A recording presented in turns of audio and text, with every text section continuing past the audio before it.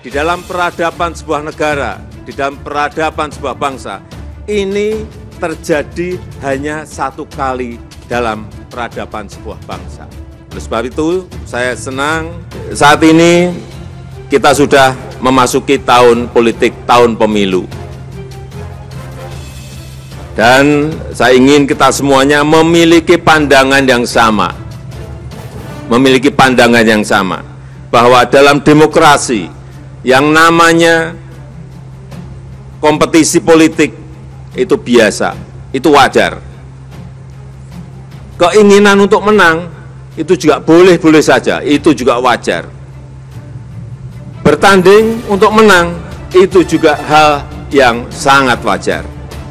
Tetapi yang harus tetap kita tunjukkan adalah demokrasi yang berkualitas, demokrasi yang tidak memecah belah, demokrasi yang tidak saling menjelekkan dan saling menfitnah. Demokrasi yang ingin kita bangun adalah demokrasi yang membangun.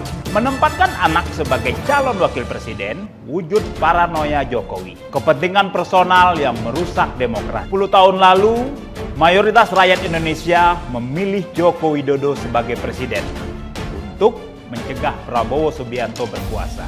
Prabowo adalah salah satu simbol kekuatan lama Orde Baru yang hendak diputus melalui reformasi 1998. Kini, tak hanya bersekutu, Jokowi bahkan menyokong Prabowo dengan memasangkan Ketua Umum Partai Gerindra itu dengan anaknya, Gibran Rakabuming Raka, sebagai calon presiden dan wakil presiden 2024.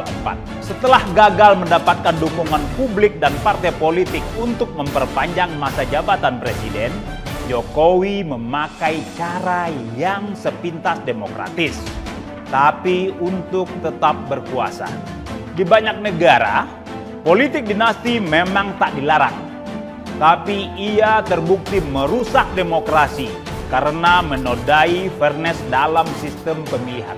Sebagai penguasa, Jokowi bisa memobilisasi aparatur dan alat negara serta sumber dana untuk memenangkan calon presiden yang ia dukung. Penggantian Menteri Komunikasi dan Informatika, Menteri Pertanian, serta Kepala Staf Tentara Nasional Indonesia Angkatan Darat oleh orang-orang yang dikenal punya sejarah kedekatan dengan Jokowi mudah ditafsirkan sebagai bagian dari upaya pemenangan pemilu 2024.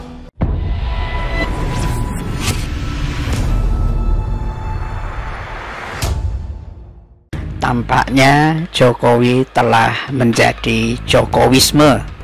Ya, dinasti keluarganya disanjung oleh satu pihak yang tidak peduli dengan nasib rakyat, mengubahnya menjadi Jokowisme dan sekaligus juga membunuh demokrasi di Indonesia. Apakah dia akan menjadi common enemy, menjadi musuh bersama bagi rakyat seluruh Indonesia? Tampaknya kalau kita melihat situasi yang terus berkembang ya, dan opini publik yang seperti ini, betul-betul Jokowi itu beda 180 derajat dengan opini 9 atau 10 tahun yang lalu ketika dia digadang-gadang menjadi tokoh untuk melawan Neo Orde Baru, tampilnya Prabowo. Dan satu opini ya yang dilontarkan oleh Tempo, kita tahu semua Tempo ini ya mbahnya adalah Gunawan Muhammad yang tempo hari nangis-nangis, padahal sebetulnya sebelumnya itu pendukung gigih Jokowi ya, dan mungkin juga tidak banyak tendensi, tidak banyak kepentingan untuk cari untung sendiri, tapi sekarang kecewa berat. Dan dalam opininya baru-baru ini pemirsa, tampak bahwa benar-benar Jokowi ini kemungkinan besar akan menjadi musuh bersama rakyat yang normal sudah barang tentu, bukan mereka yang menjilat atau mereka yang menggadaikan rasa kemanusiaannya.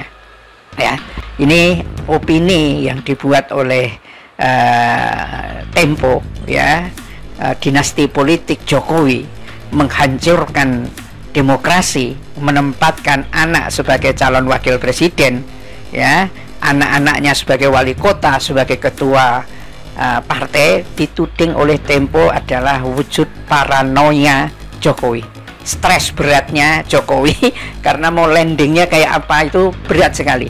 Tetapi dari sisi yang lain, ya, ini betul-betul rakyat menjadi pertaruhan gitu loh. Ya, Jokowi mungkin diopinikan secara publik, secara luas itu habis gitu ya, tidak berdaya lah. Tetapi duitnya banyak. Jadi Jokowi dengan oligarki, dengan Prabowo menjadi satu kekuatan. Bayangkan pemirsa, hanya 1 jam atau 2 jam setelah putusan MK itu tetap mempertahankan Gibran Rakabuming Raka menjadi cawapres, itu bertrek-trek baliho itu di satu tempat saja, ya.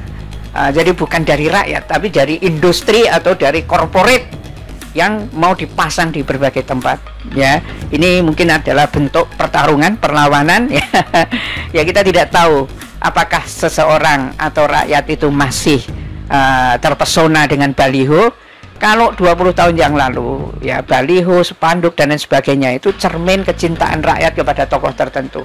Tapi sekarang ini nggak ada hubungannya, karena korporat-korporat yang ada itulah yang mungkin mendapatkan tugas ya, ada yang diangkut dengan truk Pertamina dan lain sebagainya. Itu yang menjadi masalah. Tapi jelas bahwa ini betul-betul menjadi pertarungan. Dan kalau rakyat menjadikan Jokowi dan Jokowisme sebagai common enemy, maka memang politik ini bukan hanya rame, panas, dan kemungkinan terjadi gesekan horizontal. Padahal ya, 10 tahun lalu mayoritas rakyat Indonesia memilih Jokowi sebagai presiden untuk mencegah Prabowo Subianto berkuasa, ya. Prabowo adalah salah satu simbol kekuatan lama Orde Baru yang tidak diputus melalui reformasi 1998. Dan kini tak hanya bersekutu, Jokowi bahkan menyokong Prabowo dengan memasangkan Ketua Umum Gerindra itu dengan anaknya, Gibran Rakabuming Raka.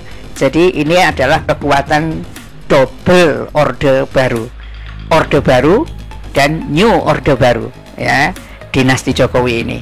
Ya, padahal dia lahir dari politisi PDIP dan kabarnya itu diajak sama F.X. Rudi. Nah, sekarang F.X. Rudi, wah, mungkin nangis-nangis itu. Kok begini orang yang dulu kita harapkan menjadi simbol kerakyatan? Ya, nangisnya karep murut, ya. Nah, setelah gagal mendapatkan dukungan publik dan partai politik untuk memperpanjang masa jabatan presiden, Jokowi memakai cara yang sepintas demokratis untuk tetap berkuasa, ya. Menggunakan politik dinasti, ya, merusak demokrasi karena menodai fairness, kejujuran demokrasi dalam sistem pemilihan, ya. Kata-kata cawe-cawenya, ya, dan seterusnya itu adalah kata-kata yang sebetulnya jorok untuk dikemukakan oleh seorang presiden yang masih aktif, ya. Sebagai penguasa, Jokowi bisa memobilisasi aparatur dan alat negara serta sumber dana untuk memenangkan calon presiden yang ia dukung. Ya, contohnya penggantian Menteri Komunikasi, Menteri Pertanian, Kepala Staf Tentara Nasional Indonesia, dan oleh orang-orang yang dikenal punya sejarah kedekatan dengan, ya, Jokowi, mudah ditafsirkan sebagai bagian dari upaya untuk memenangkan pemilu, ya, tahun 2024 ketimbang, ya, memperbaiki teknokratik atau meritokrasi di 3 lembaga itu, ya. Dalam pemilihan kepala daerah serentak 2020, mobilisasi alat kekuasaan oleh patron calon kepala daerah efektif menjaring suara pemilih, ya. Dan ya, kalau di persentase itu ya punya hubungan lah dengan dinasti politik. Dari 804 calon itu sebanyak 16,8% itu punya hubungan dengan dinasti politik, ya, untuk memenangi pemilihan, ya, seperti disebut oleh Herbert Simon dalam administrative behavior, perilaku pemerintah. dalam sistem pemilihan demokratis, suara pemilih cenderung mengikuti suara elit yang punya sumber daya untuk menguasai informasi. Ya, tetapi sekarang ini kayaknya sumber daya informasi ini sudah terbagi-bagi, ya. Malahan bisa dikatakan semua informasi yang disumberkan dari Jokowi malah dinyinyirin oleh para netizen. Nah, tidak tahu ini pemirsa, perjalanan Jokowi ini akan seperti apa, karena memang perlawanan rakyat ini semakin hari semakin tinggi. Sayangnya Jokowi pura-pura tidak ngerti. Billahi taufiq wal hidayah. Assalamualaikum warahmatullahi wabarakatuh.